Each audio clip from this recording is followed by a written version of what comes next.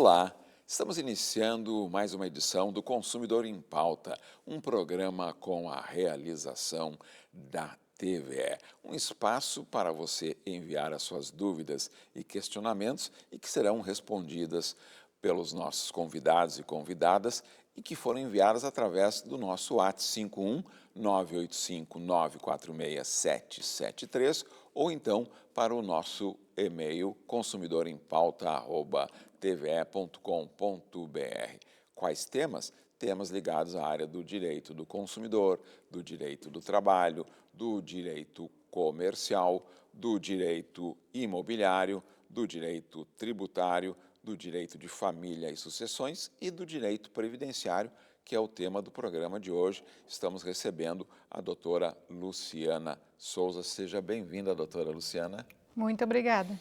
Vamos então para a primeira questão. Ela foi enviada pela nossa telespectadora Inês e ela pergunta: posso receber salário maternidade mesmo sem ter pago o INSS? Se ela nunca pagou o INSS, não tem como solicitar esse benefício porque não tem a qualidade de segurada do INSS. Então, para poder solicitar o salário maternidade, é preciso que ela tenha contribuído pelo menos uma vez ao INSS e que mantenha a qualidade de segurada na data do nascimento da criança. Então, assim, ou da adoção também. Sabe que isso até houve uma modificação jurisprudencial, porque a Previdência sempre exigiu, inclusive pela legislação previdenciária, se exige 10 contribuições no caso das contribuintes individuais ou das trabalhadoras rurais ou facultativas. Porém, essa carência de 10 contribuições foi derrubada pelo STF porque havia uma divergência entre esse tipo de trabalhadora e aquelas trabalhadoras empregadas, em que só se exige uma contribuição. Então, hoje foi equiparado.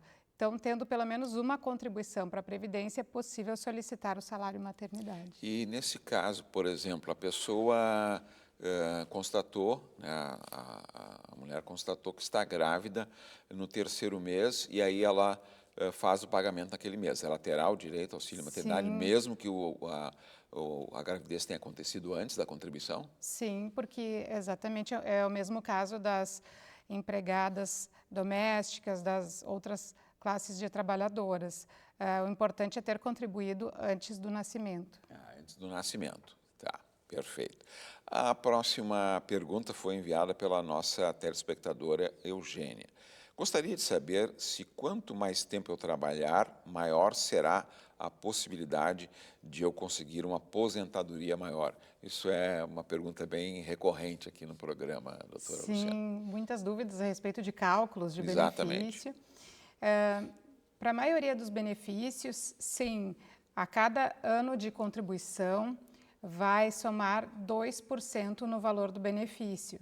Porque, como regra geral, a nova Previdência, né, as regras após a reforma da Previdência de 2019 estipularam que o benefício vai ser calculado da seguinte forma: ele parte de 60% da média de contribuições e 60% vai ser para quem? Para quem cumprir a carência mínima para se aposentar. Que no caso das mulheres é de 15 anos e no caso dos homens é de 20 anos. A partir daí, a cada ano a mais de contribuição que tiver, vai somar 2%. Então, se tiver um ano a mais, além da carência, seria 62% da média. Se tiver 2 anos a mais, seria 64% da média. E assim por diante. Mas tem uma situação importante de ser falada, que depende muito também do valor da contribuição. Porque se a pessoa, vamos supor que tenha uma média de R$3.000, se ela começar a contribuir pelo salário mínimo, a média dela vai baixar.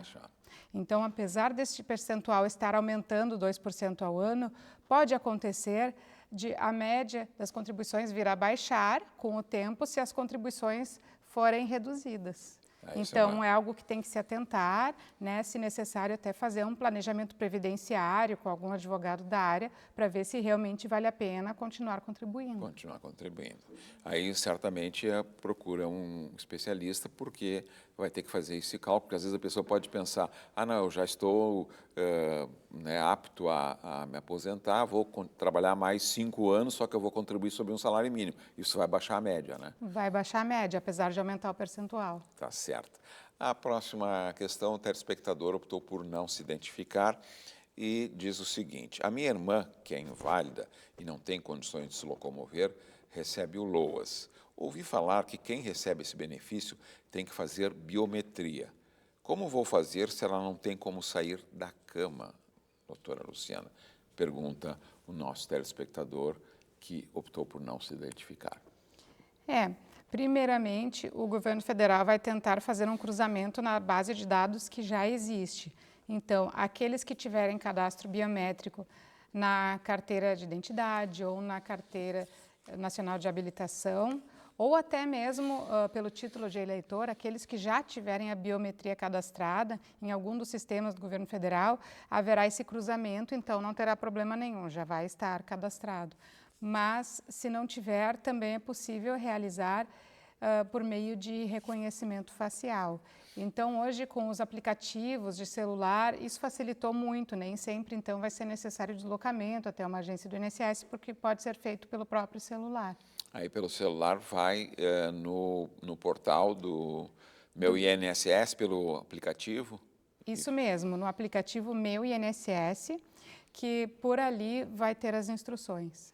E até acho que só para também informar, diante do perfil bem amplo da nossa audiência aqui, dos telespectadores e telespectadoras, que é muito fácil baixar esse aplicativo.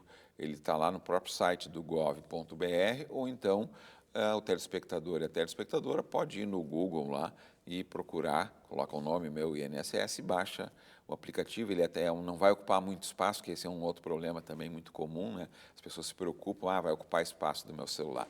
Mas então está esclarecido. A próxima questão do nosso telespectador, o senhor Abreu. Sou casado há 3 meses e eu gostaria de saber se, caso um de nós venha a falecer, o outro terá direito à pensão por morte? Doutora Luciana.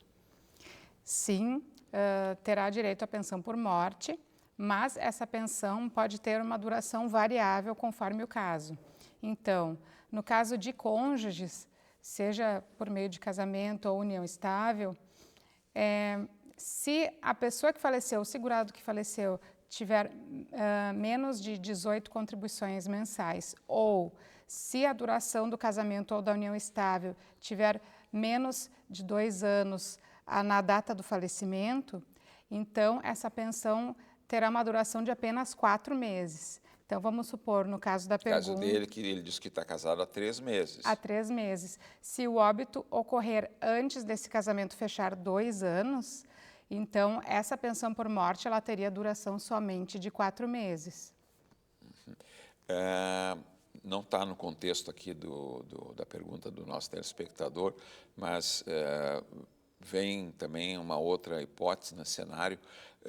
A pensão por morte para relações homoafetivas, ela já tem reconhecimento legal, doutora? Existe a exigência de algum prazo para essa relação? Ela tem que ser uma relação formal, feita em cartório, enfim, não sei qual é a definição correta, né? Sim, as relações homoafetivas já são reconhecidas, são equiparadas também ao casamento, e da mesma forma que uma união estável qualquer vai ter que ter as provas. Pode ser por meio de uma escritura pública de reconhecimento de união estável ou outros meios de prova, por exemplo, comprovantes de residência em comum, testemunhas, né, se uma pessoa é dependente da outra na declaração de imposto de renda.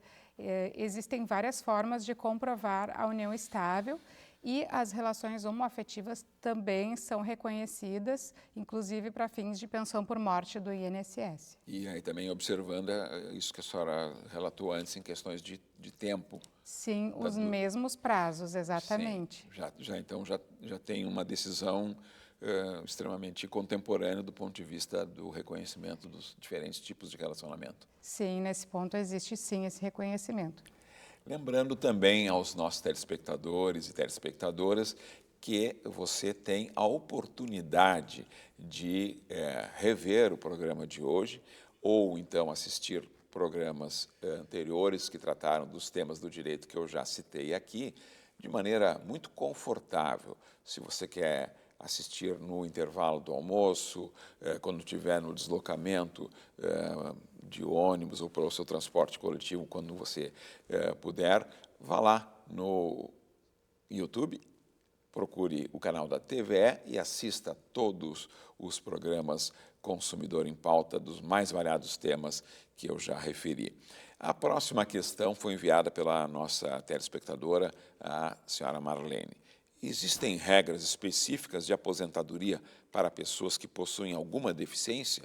Para todos os tipos de deficiências? Pergunta Marlene. Sim, existem regras específicas. Existe a aposentadoria da pessoa com deficiência em duas modalidades. Existe a aposentadoria por idade da pessoa Sim. com deficiência e existe a aposentadoria por tempo de contribuição. No caso da aposentadoria por idade, qual é a diferença de uma pessoa com deficiência e outra não? É a idade mínima para a aposentadoria. Então, a idade mínima, no caso das pessoas com deficiência, é de 60 anos para homens e 55 para mulheres, enquanto que a comum seria 65 Sim. anos para homens e 62 anos para mulheres. Também existe uma diferença no cálculo da aposentadoria. Na pergunta anterior, nós falávamos sobre o cálculo, que parte de 60%. Sim. Só que a aposentadoria da pessoa com deficiência não foi atingida pela reforma da Previdência. Então, ela acaba tendo um cálculo mais favorável. Ela vai partir de 70%, mais 1% ao ano que ultrapassar a carência mínima. Então, esse é o caso da aposentadoria por idade. No caso da aposentadoria por tempo de contribuição, então, o tempo de contribuição exigido vai variar conforme o grau de deficiência. No caso dos homens, vai variar entre 25 e 33 anos de contribuição, conforme seja a deficiência leve, moderada ou grave. E no caso das mulheres, vai variar entre 20 e 28 anos de contribuição, conforme seja a deficiência leve, moderada ou grave.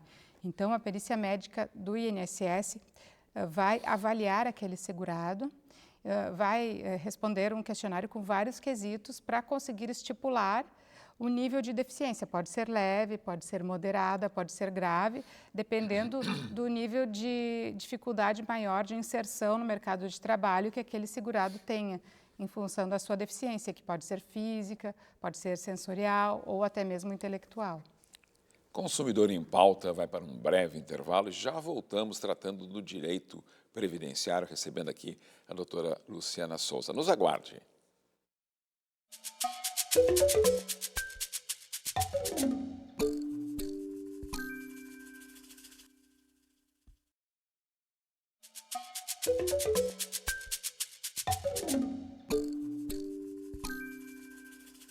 Estamos de volta com Consumidor em Pauta, um programa com a realização da TVE. Hoje estamos tratando do direito previdenciário, recebendo aqui a doutora Luciana Souza, que está respondendo as dúvidas e questionamentos enviados para o nosso WhatsApp 51985-946-773 ou então foram enviadas para o nosso e-mail consumidorempauta@tve.com.br. A próxima questão é da nossa telespectadora Irene. Meu pai é aposentado e foi diagnosticado com Alzheimer. Ele pode pedir a isenção de imposto de renda? O que deve fazer? Sim, ele pode pedir a isenção de imposto de renda. E uma das dúvidas muito comuns é a pessoa questiona, a isenção do imposto de renda é para qualquer renda ou só para aposentadorias? Sim. Então, é importante esclarecer que essa lista de doenças que confere a possibilidade de isenção é somente para o caso de aposentados e pensionistas. Então, a isenção vai ser só das aposentadorias e pensões, não é de qualquer renda. Então, aqueles que estão na ativa, que estão trabalhando, não são contemplados com essa isenção. ele precisa fazer a solicitação de isenção e pode ser feita pelo próprio aplicativo Meu INSS, ou através do portal Meu INSS, ou se ele não tiver acesso, ele pode ligar para o fone 135 da Previdência para solicitar essa isenção e aí sim será agendada uma data para ele levar, para alguém levar os laudos médicos, né? Se ele puder, ele mesmo pessoalmente vai levar. No aplicativo, precisa ser digitalizado o laudo médico de forma legível e no momento de fazer o requerimento, anexar esse documento. Todos os documentos, laudos, exames médicos, atestados médicos são anexados ao requerimento administrativo. Aí o INSS, após a avaliação da documentação, vai decidir sobre a isenção. Outra forma também é solicitar judicialmente essa isenção. Hoje, inclusive, a jurisprudência não exige mais que seja feito primeiro o pedido pelo portal para depois entrar na justiça. Então, se aquela pessoa preferir, pode entrar diretamente com ação judicial.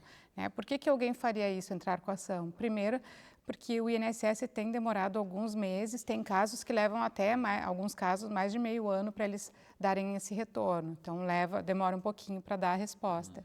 E, além disso, no INSS, eles só vão reconhecer a isenção a partir da data em que for feito o requerimento administrativo, e não desde a data do diagnóstico.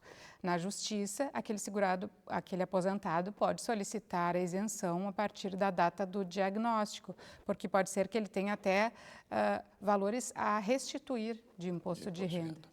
E ele precisa fazer algum tipo de perícia para poder validar isso, doutora? Sim, o juiz pode determinar, ou ele vai julgar com base na documentação, ou ele pode realmente marcar uma perícia médica judicial. O próximo telespectador faz um relato aqui de uma situação pessoal e, portanto, optou por não se identificar. Ele diz: a vida inteira lutei contra a balança sem sucesso. Isso me atrapalhou muito no trabalho, dificultando minhas atividades até hoje. Ele diz: tenho 55 anos e 15 anos de contribuição e peso mais de 150 quilos. Posso pedir aposentadoria por invalidez, uma vez que a minha condição dificulta muito a minha vida? Se ele conseguir comprovar, através dos laudos médicos e também de uma perícia médica a ser realizada pelo INSS, que não tem condições de retornar ao trabalho, aí sim pode ser concedida a aposentadoria por invalidez ou um auxílio-doença. No caso, se o perito constatar que a situação é irreversível, não tem possibilidade de melhora, o INSS concede a aposentadoria por invalidez. Se o perito constatar que é uma situação temporária, ou seja, ele pode se submeter a algum tratamento e melhorar e retomar as suas condições para o trabalho, então, nesse caso, pode ser concedido o auxílio-doença. Portanto, a invalidez o peso, né, por si só não habilita o requisito para usufruir da aposentadoria por invalidez. Não, nem o peso, porque apesar de a obesidade realmente ser uma doença reconhecida, isso vale para qualquer doença, tanto a obesidade quanto outras situações médicas. Todas as pessoas podem ter uma doença que pode ou não incapacitá-la para o trabalho. Sim. Então, se a pessoa tem uma condição médica, mas tem condições de continuar trabalhando, aí não terá direito ao benefício por incapacidade. Mas se aquela doença chega ao ponto de incapacitá-la para o trabalho, então inviabilizar o exercício da atividade profissional, aí sim, nesse caso, o segurado é afastado do trabalho. Perfeito. A próxima questão foi enviada pelo nosso telespectador Pedro. Durante muitos anos tive 2 empregos e, fazendo os cálculos, acredito que me foi descontado a mais para o INSS, somando as contribuições das 2 fontes de renda. Tem como verificar isso? Caso realmente tenha sido cobrado a mais, conseguirei a restituição desses valores descontados indevidamente? Pergunta o Pedro, doutora Luciana. Pode acontecer, ninguém é obrigado a pagar além do teto do INSS, mas o que acontece? Muitas vezes o segurado tem mais de um emprego Então, cada empregador vai fazer o desconto de INSS e somando os dois, chega a ultrapassar o teto da Previdência, o que não precisaria. Então, ou ele pode avisar um dos empregadores, olha, já contribuo na outra empresa sobre o teto, não precisa me descontar aqui. Ou então, se já foi feito o desconto, ele pode solicitar essa restituição dentro do prazo de 5 anos. Então, existe um prazo prescricional de 5 anos a partir da data do pagamento da contribuição para que seja feito esse pedido.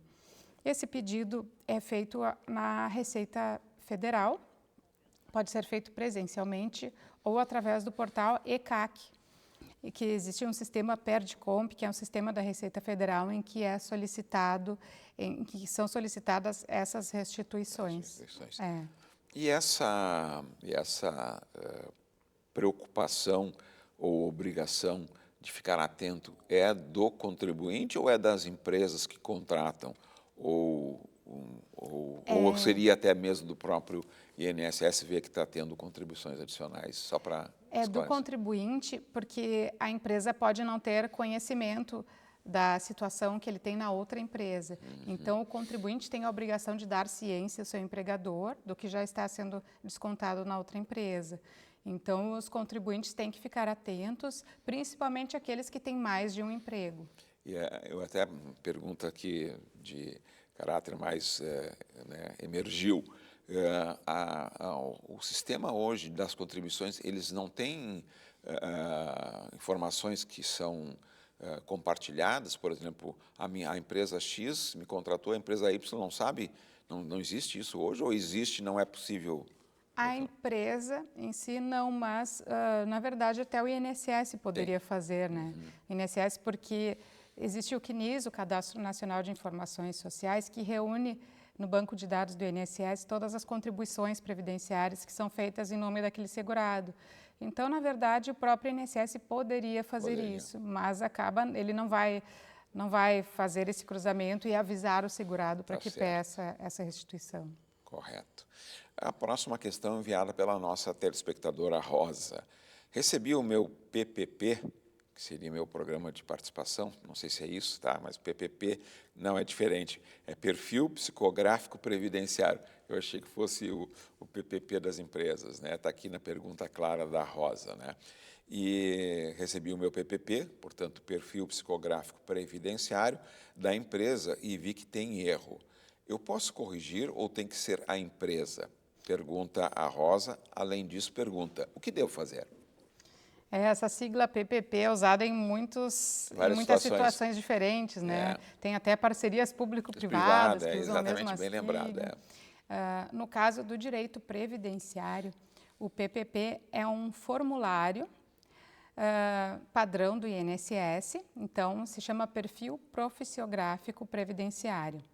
Esse formulário contém todas as informações referentes às atividades daquele empregado na empresa. Então, vai ter a data de entrada, a data de saída, as funções que ele exerceu na empresa, os agentes nocivos a que ele esteve exposto durante o desempenho do seu trabalho. E por que esse documento é importante? É importante para aqueles trabalhadores que exercem alguma atividade exposta a agentes nocivos à sua saúde ou integridade física. Porque, dependendo do caso, esses trabalhadores podem ter direito a uma aposentadoria com tempo reduzido. Sim. Então, o trabalhador solicita à empresa o seu PPP e vai analisar, quando recebe aquele documento, como no caso da pergunta, se ele verificar que existe algum erro, então pode ser vários erros, pode ter erro de datas, né, data de entrada e de saída, data de mudança de função, pode ter algum erro nesse sentido, pode ter um erro na função exercida pelo trabalhador, pode ter um erro nos agentes nocivos a que ele esteve exposto. Então, ele deve, primeiramente, solicitar à empresa a correção desse documento. E, principalmente, se o erro for com relação aos agentes nocivos, ele também pode solicitar à empresa os laudos técnicos. Então, tem o LTCAT, tem o PPRA, tem o PCMSO. Então, são vários documentos que são feitos ou por um engenheiro de segurança do trabalho ou por um médico do trabalho, que vão indicar todas as funções daquela empresa e quais os agentes nocivos. O PPP sempre precisa ser preenchido com base nesses laudos técnicos. Tá certo. Então, tendo o laudo, ele vai verificar se realmente houve esse erro e é a obrigação da empresa corrigir. A próxima questão foi enviada pelo nosso telespectador Eugênio. Tenho 51 anos e nunca contribuí para o INSS. Vale a pena eu começar a pagar agora a Previdência? Eu entendo que sim. A primeira situação, se ele estiver exercendo uma atividade remunerada, na verdade, ele é um contribuinte obrigatório da Previdência, ele precisa estar contribuindo sob pena de poder vir a ser cobrado, se o INSS verificar essa situação. Mas se ele não exercer atividade remunerada, pode contribuir como segurado facultativo. E por que seria vantajoso contribuir? Porque, assim, ninguém está livre de ter uma doença, de sofrer um acidente. Então, se ele estiver contribuindo para a Previdência e vier a ter alguma situação de saúde que o incapacite para o trabalho, ele vai poder pedir um auxílio-doença ou aposentadoria por invalidez. E se não ocorrer nenhuma dessas situações, ele vai poder pedir a aposentadoria por idade depois de 20 anos de contribuição. Ok, muito obrigado, doutora Luciana Souza, pelas suas contribuições. Consumidor em Pauta fica por aqui. Aguardamos vocês na próxima edição. Até lá!